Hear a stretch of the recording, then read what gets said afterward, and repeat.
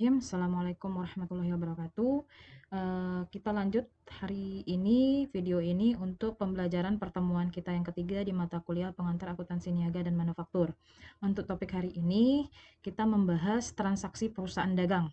Jadi, bagaimanakah, apa sajakah transaksi yang ada di perusahaan dagang, dan bagaimanakah pencatatan yang dilakukan atas transaksi tersebut.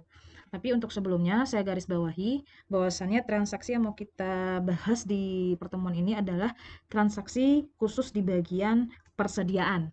Kenapa saya bahas persediaan? Karena selebihnya transaksinya sama dengan perusahaan jasa ataupun manufaktur, ya. Di luar persediaan ya, semua transaksi yang tidak berhubungan dengan persediaan itu sama, kecuali mungkin di transaksi ketika menjual, ya. Kalau jasa menjual jasa, kalau barang dagang menjual barang dagang, kalau manufaktur juga menjual barang. Ya, cuman bedanya kalau manufaktur proses persediaan itu lebih dalam, ya, lebih intens, atau mungkin kita bilang karena ada pengolahan persediaan maka ada perbedaan dengan persediaan barang dagang di perusahaan dagang, ya. Nah, maka topik yang kita kaji di sini spesifiknya itu transaksinya itu mengenai tentang persediaan, ya, bukan di luar persediaan tidak kita kaji. Oke, kita mulai saja. Transaksi perusahaan dagang yang pertama itu terkait dengan transaksi pembelian barang. Ya, transaksi pembelian barang dagang itu bisa secara tunai, bisa secara kredit. Nah, tadi yang di awal kita bahas, ya, tunai berarti ketika transaksi cash atau uangnya langsung diberikan kepada pihak supplier. Kalau kredit berarti kita akan melakukan pembayarannya setelah transaksi, mungkin di tanggal yang telah lewat dari tanggal transaksi terjadinya pembelian baru dilakukan pembayaran. Nah, di sini ada perbedaan. Kenapa ada perbedaan? Karena di awal kita sudah bahas ternyata teknik pencatatan persediaan itu dibagi menjadi dua teknik, ya. Ada teknik perpetual dan ada teknik periodik. Nah, jadi ini harus dipilih salah satu sama perusahaan. Dia akan menggunakan teknik periodik atau perpetual, tidak dua-duanya dijalankan. Nah, ini akan kita lihat dari segi teknik masing-masing pencatatan ketika di transaksi pembelian barang dagang secara tunai. Ya, di sini bisa kalian lihat, ya, ketika ada beli barang, otomatis perusahaan akan mendapatkan barang dan perusahaan berkewajiban memberikan harta perusahaan ke pihak lain. Ya, tapi harta yang bertambah persediaan, harta yang berkurang itu adalah uang. Ya, karena di sini yang kita kaji adalah barangnya tunai dibeli. Nah, ketika itu terjadi, bagaimanakah pencatatan secara periodik? Maka akun yang didebit itu adalah pembelian. Ya, karena periodik ini tidak mengakui akun persediaan. Ya, bukan mengakui, ya, pencatatan nama akunnya bukan akun persediaan, tapi nama istilah yang digunakan di periodik itu adalah pembelian. Ya. Nah, kalau beli tunai berarti kas kita berkurang sebesar berapa pembeliannya. Ini secara periodik, ya. Jadi bedanya letaknya di akun debitnya. Ya, berbeda dengan perpetual, akun yang bertambah itu langsung dicatat sebagai persediaan, sedangkan karena dia beli tunai maka akun yang dikredit adalah kas. Nah, bagaimana jikalau transaksi beli barang itu secara kredit?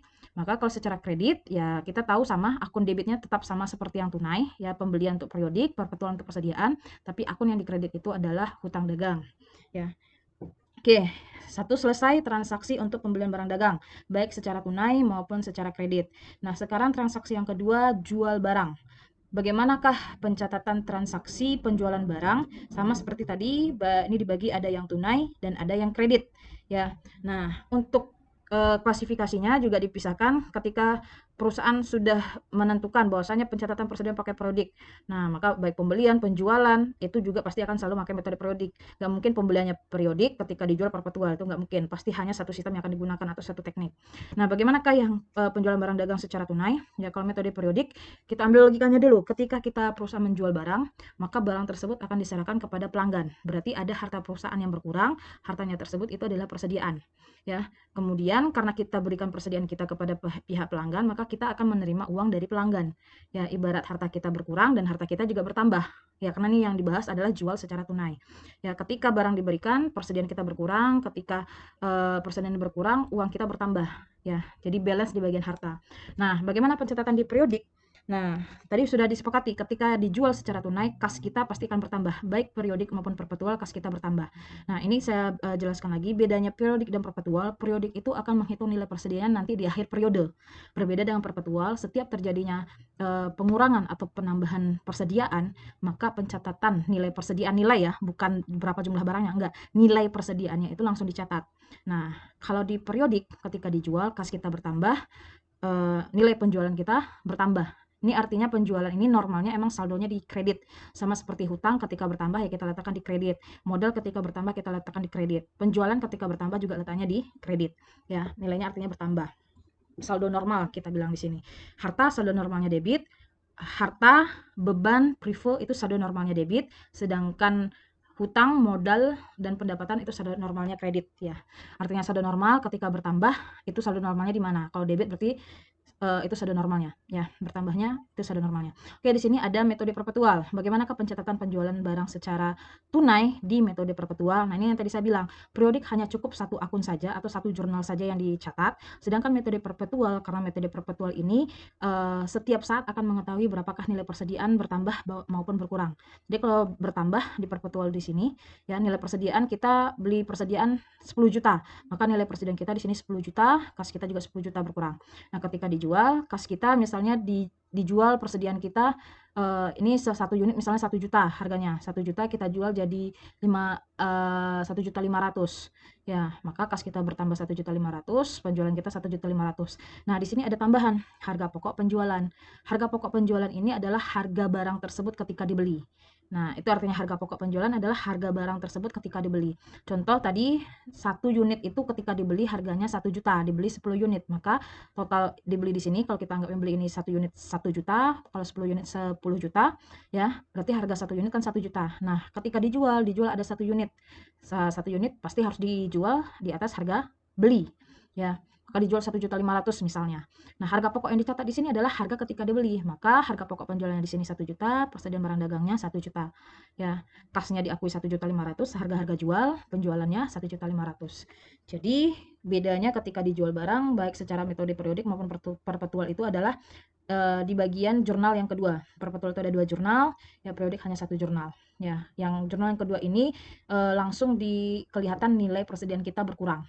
Ya, di pembelian ini nilai persediaan kita nggak kelihatan ya, ketika jual juga nilai persediaan kita nggak kelihatan karena mengakui pembelian dan penjualan. Beda dengan perpetual, ketika dibeli nilai persediaan kita kelihatan bertambah, ketika dijual nilai persediaan kita kelihatan berkurang. Ya, kita lanjut. Nah, yang tadi jual barang secara tunai, bagaimana jikalau jual barang secara kredit? Ketika jual barang secara kredit sebenarnya sama ya, metode periodik maupun perpetual itu hampir sama, bedanya hanya di piutangnya aja. Kalau jual barang secara tunai, kas kita bertambah karena barang kita berikan, barang persediaan kita berikan pelanggan, uang kita terima. Tapi kalau kredit, barang persediaan kita berikan, uangnya belum kita terima, tapi akan mengakui sebagai piutang. Jadi hanya beda letaknya itu hanya di piutang dagangnya bertambah, baik pun perpetual sama seperti yang tunai, jurnalnya bedanya hanya di akun piutang dagangnya yang bertambah, selebihnya sama. Oke, itu transaksi kedua yang terjadi di perusahaan dagang ya, terkait dengan persediaan. Nah, transaksi yang ketiga yang kita kenal namanya retur pembelian barang. Ya, jadi artinya retur itu adalah pengembalian barang. Ya, pengembalian barang mungkin diakibatkan tidak sesuai, rusak ya. Nah, itu bisa dilakukan pengembalian ya. Oke, bagaimanakah? Nah, ini dibilang perusahaan akan mengeluarkan nota debit ya.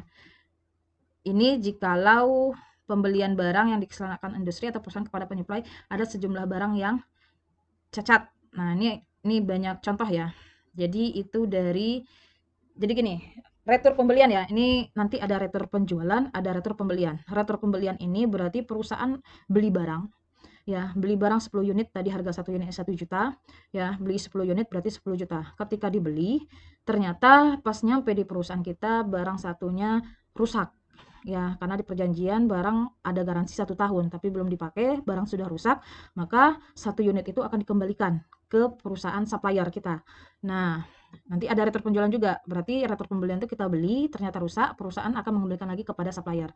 Nah, ini ada 2 juga ya untuk retur pembelian ini. Kalau seandainya tadi kita beli barangnya itu secara tunai, ya, baik dari segi metode periodik maupun perpetual, ya, ketika metode periodik dia akan menggunakan akun retur pembelian. Ya, jadi akun retur pembelian, retur penjualan, diskon pembelian, diskon penjualan, itu letaknya ada di teknik atau sistem atau metode di metode periodik. Ya, itu tidak ada di metode perpetual. Perpetual dia langsung spesifikasi ke nama akun, namanya persediaan barang dagang. Jadi ketika barang tersebut saya beli bertambah ya, tadi persediaan barang kas pembelian di debit, kas di kredit, ternyata rusak 1 juta misalnya 1 unit, maka dikembalikan barangnya. Nah, jikalau tadi saya beli barangnya tunai, untuk metode periodik ketika kas saya beli tadi berkurang, karena dikembalikan, uangnya pasti dikembalikan lagi. Tapi nggak semua, berapa yang rusak? 1 juta. Berarti kas kita bertambah lagi 1 juta. Kemudian retur pembelian, berapa yang direturkan pembeliannya? Oh, yang dikembalikan 1 unit. Nilainya berapa? 1 juta. Berarti nanti di sini juga 1 juta. Kas kita lagi bertambah 1 juta, retur pembeliannya 1 juta. Beda dengan metode perpetual. Kalau metode perpetual, dia langsung mengakui. Ya, ketika beli kan tadi persediaan bertambah, kas berkurang. Ya, ketika ada retur 1 unit misalnya 1 juta, kas kita bertambah 1 juta, persediaan yang tadi nilainya 10 juta rusak 1, berarti nilai persediaan 1 juta kita keluarkan, kita kurangkan. Ya, ketika dikurangkan, kalau normalnya tadi di debit, berarti kita taruh di sebelah kredit. Berapa nilai yang dikurangkan? Berapa yang diretur? 1 juta. Maka di sini dicatat persediaan barang dagang nilainya 1 juta. Itu jikalau ketika dibeli, sebelum terjadinya retur, ketika dibeli barangnya itu secara tunai. Kok bisa dibedakan? Beda. Bagaimana jikalau beli barangnya tadi secara kredit rusak mau dikembalikan atau retur pembelian, maka yang dicatat di sini adalah kalau metode periodik ya.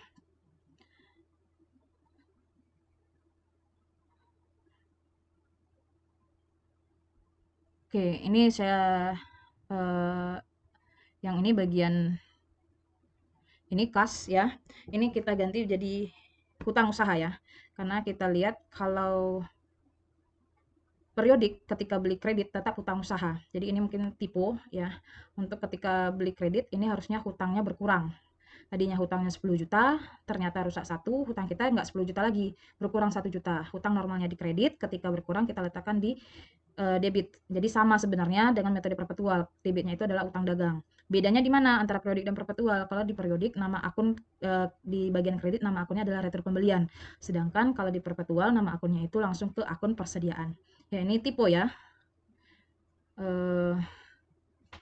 Ini saya kasih catatan, di sini harusnya akunnya adalah kita langsung ke utang dagang.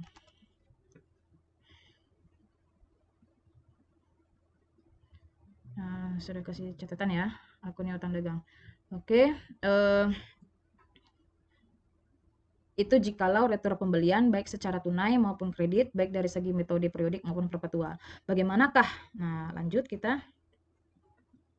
Retur penjualan. Kalau tadi dari segi retur pembelian, sekarang dari segi retur penjualan. Retur penjualan ini kita menjual barang kepada pelanggan, misalnya dijual 5 unit barang kepada pelanggan. Ya, tadi harga pokok barang 1 unit 1 juta. Kita jual, ya kalau satu barang itu dijual 1,5. Kalau satu barang itu 1,5 dijual 5 berarti total jualnya itu 7,5. Ini langsung kita masukkan angka ya. Nah, kita jual barangnya itu kepada pelanggan 5 unit ya. Nah, barang sudah sampai di tempat pelanggan, ternyata ada 1 unit rusak ya. 1 unit rusak ya. Kemudian pelanggan datang ke perusahaan mengembalikan barang yang telah kita berikan kepada pelanggan. Ini dibagi lagi menjadi 2. Bagaimana retur penjualan jikalau penjualannya tadi dijual secara tunai, kemudian terjadi retur, dan bagaimana jikalau penjualan itu terjadi secara kredit, setelah terjadi penjualan secara kredit, terjadi retur penjualan. Nah, ini kita lihat dulu yang secara tunai, ya. Nah, kalau penjualan itu kan, tadi terjadi penjualan, kas bertambah, penjualan bertambah, penjualan kan letaknya di kredit.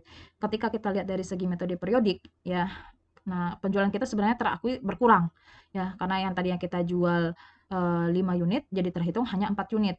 Nah, sehingga penjualan kita jadinya berkurang karena terjadi retur. Nah, tapi harus bisa kita bedakan ketika penjualan berkurang itu karena apa? Itu karena pengembalian, maka nama akunnya itu ketika di periodik ada retur penjualan langsung ke nama akun retur penjualan. Ya, maka retur penjualan di debit ya, kas di kredit. Kenapa kas di kredit? Karena kita jual tunai kepada pelanggan. Persediaan kita berikan kepada pelanggan dan pelanggan memberikan uangnya kepada perusahaan. Nah, ketika barangnya rusak, persediaannya itu dikembalikan lagi kepada perusahaan kita dan kita juga wajib mengembalikan uang yang telah diserahkan kepada pelanggan. Makanya kas kita berkurang.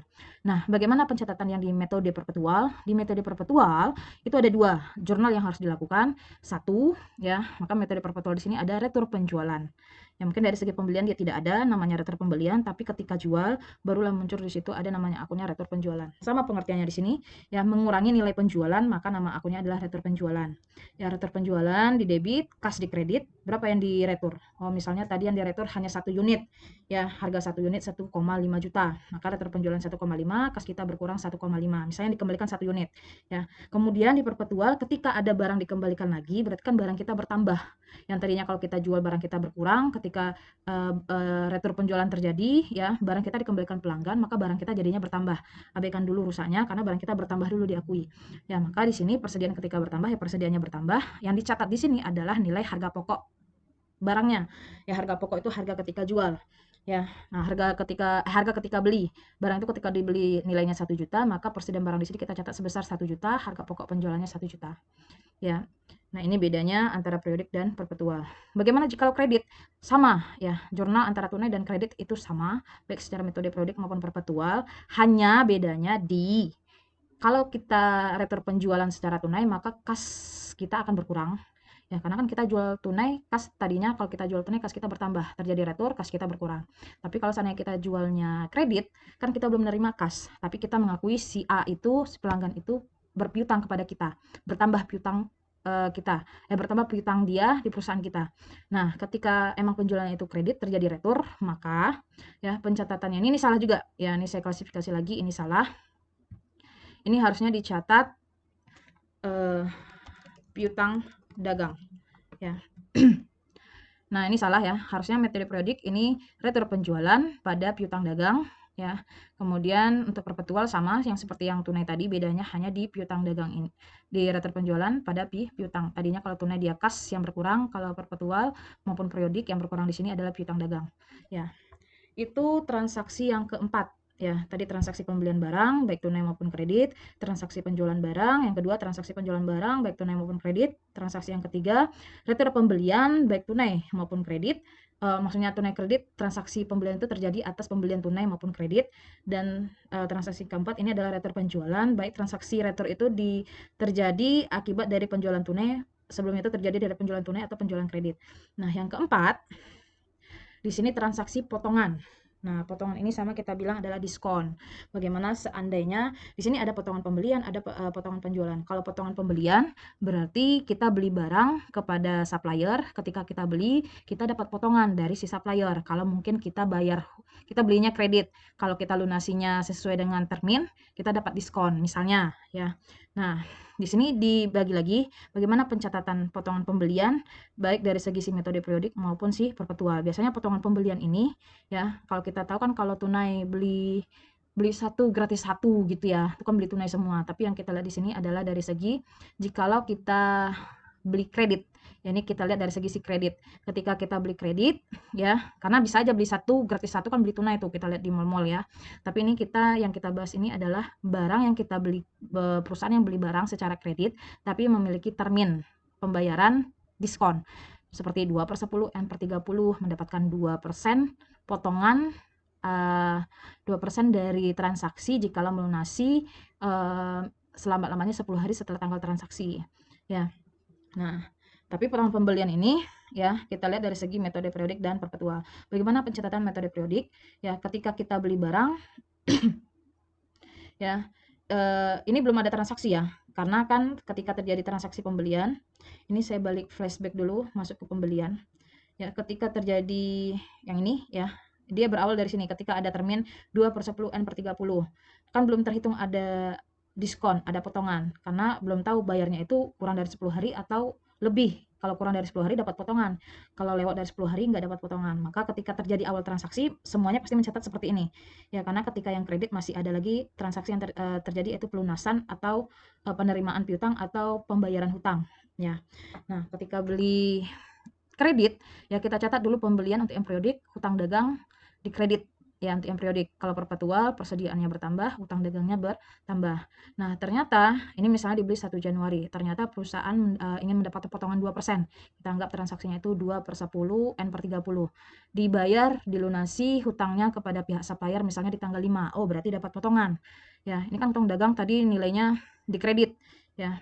Nah, kita balik ketika dapat potongan, ya, hutang dagang kita berkurang, kas yang dibayar di kredit, potongan pembeliannya di kredit. Ini contoh, ya. Contohnya itu seandainya hutang kita itu 10 juta.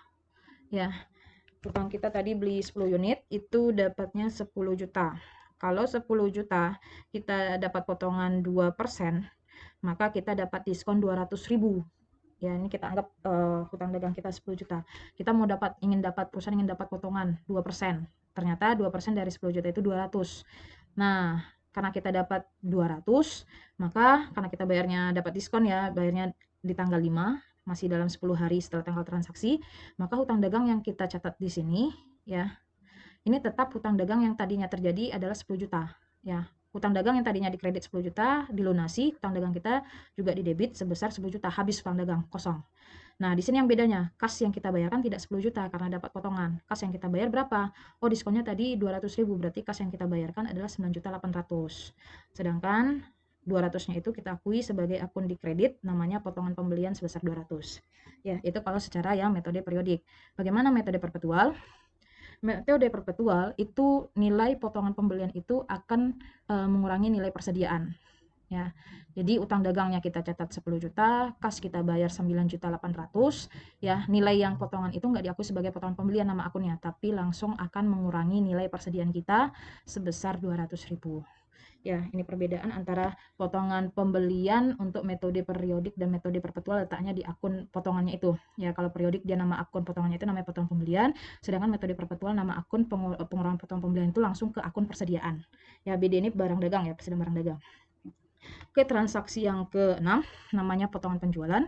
Ya, potongan penjualan berarti kita jual barang ke pelanggan.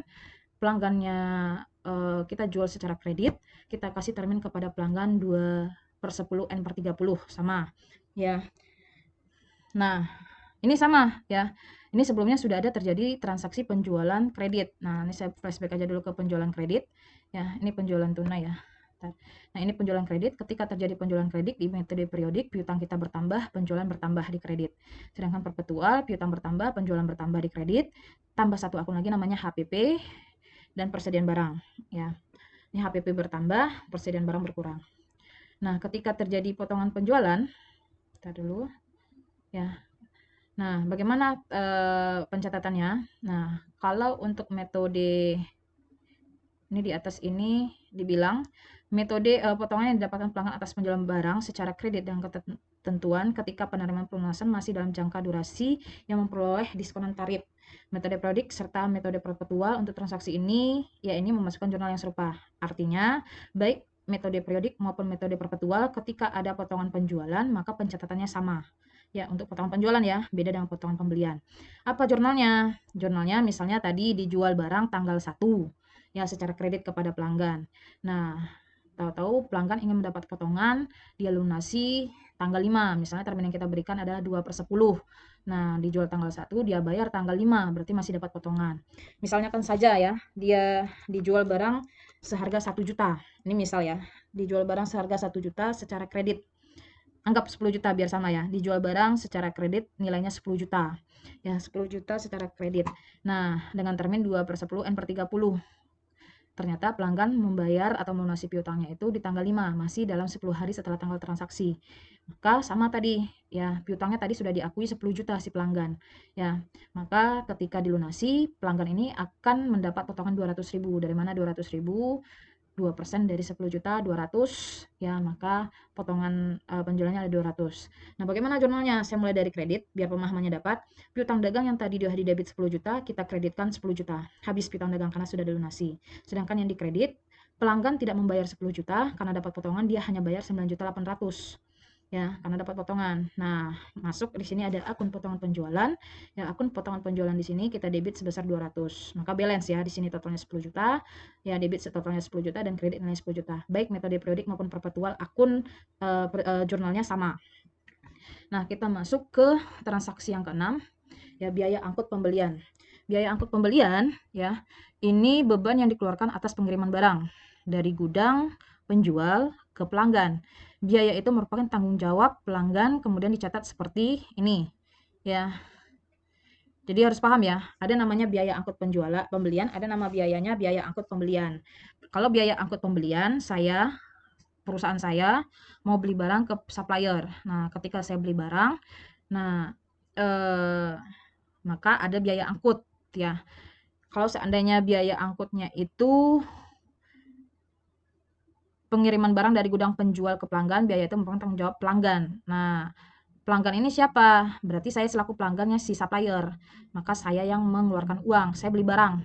Saya mengeluarkan biaya pengirimannya. Oh, saya beli barang 10 juta. Nah, barang itu karena besar, nah penjual akan mengirimkannya kepada saya. Tapi saya bilang, antarlah. Oh, kalau mau diantar kena biaya. Biayanya berapa? Oh, biayanya 500.000. Nah, maka saya tambahkan lagi di luar 10 juta, saya tambahkan lagi 500.000 ke si supplier. Namanya biaya angkut pembelian. Nah, kalau seandainya dicatat secara periodik, nama biaya pengiriman itu kita masukkan ke dalam akun biaya angkut pembelian atau beban angkut pembelian atau beban pengiriman atau namanya beban transportasi ya. Itu nama selain jenis nama akun ya yang biasa digunakan. Sedangkan karena kita bayar biaya pengiriman ya, karena kita bayar berarti kas kita berkurang. Maka di sini yang dikredit kas. Ya, berbeda dengan perpetual, kalau biaya pengiriman itu diakui sebagai nilai beban angkut pembelian, ya, kalau di metode perpetual biaya pengiriman itu akan menambah nilai persediaan. Ya, saya beli barang 10 juta ya, kemudian kena biaya 500.000, maka nilai yang 500 itu akan menambah nilai persediaan saya sebesar 500.000. Nggak ada dia akan menambah nilai persediaan ya. Dan terakhir, biaya angkut penjualan. Ini dari segi siapa? Saya jual barang ke pelanggan, kemudian barangnya itu mau dikirim ke pelanggan. Nah, ini kita baca ya.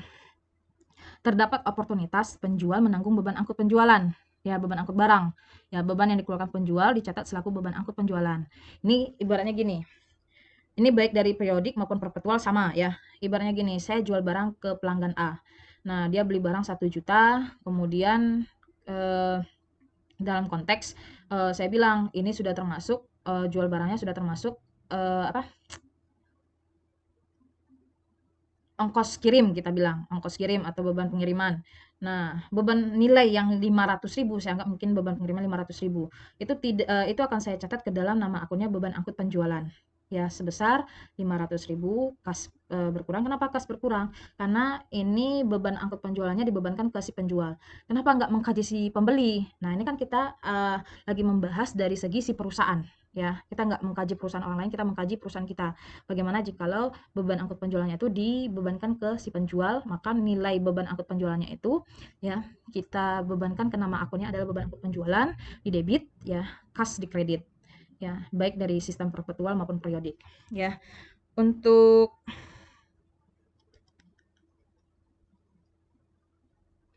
Oke, ini belum ada tugas ya. Nah, untuk tugas pertemuan ketiga yaitu soal diskusi.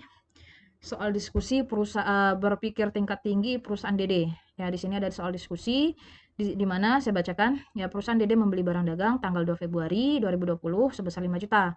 Syaratnya 2/10 N15. Setelah dicek oleh pihak gudang, sebagian barang dagang mengalami kerusakan sehingga harus dikembalikan dengan jumlah 40% dari pembelian.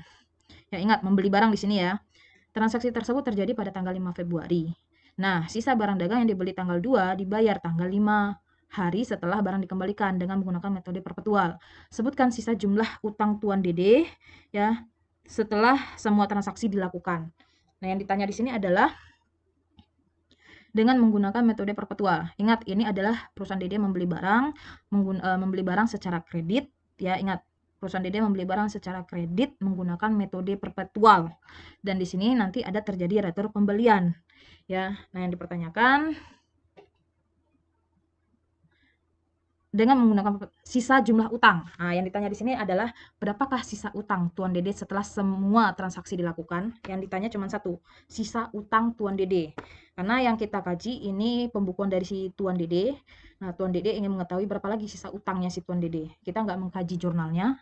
Yang kita kaji di sini adalah berapa sisa utangnya. Ya, oke, itu soal pertemuan kita yang ketiga. Ya, pertama soal diskusi, nanti juga ini akan saya screenshot, saya kasih ke GCR, dijawab secara komen. Ya, mungkin kalau komen saya mau buat nanti tidak terlihat sama yang lain. Ya, jadi nanti ikut-ikutan jawabannya. Oke, mungkin sekian pertemuan kita yang ketiga. Saya tutup. Wassalamualaikum warahmatullahi wabarakatuh.